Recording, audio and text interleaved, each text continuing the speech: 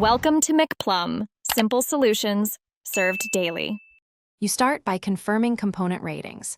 Choose a plug and cable core rated for at least 3 amps and compatible with USB PD protocols. Once done, strip about 6-8 mm of insulation from the power conductors and 3-4 mm from the data conductors. Do this cleanly to avoid frays.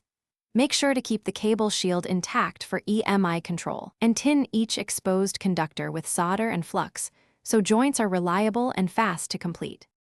You now solder V-bus and ground first, creating short, neat joints to reduce resistance and heat. Measure continuity with a multimeter as you go.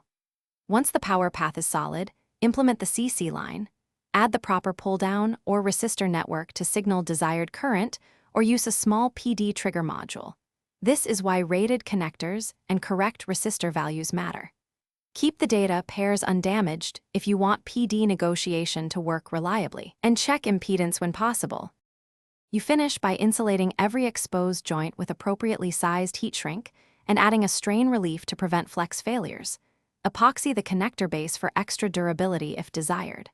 Then test the cable using a PD-capable power source and inline USB power meter. Confirm negotiated voltage and stable current under load.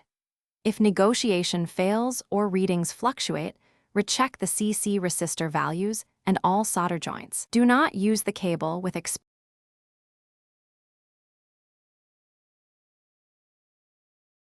Thanks for watching. Stay juicy and subscribe.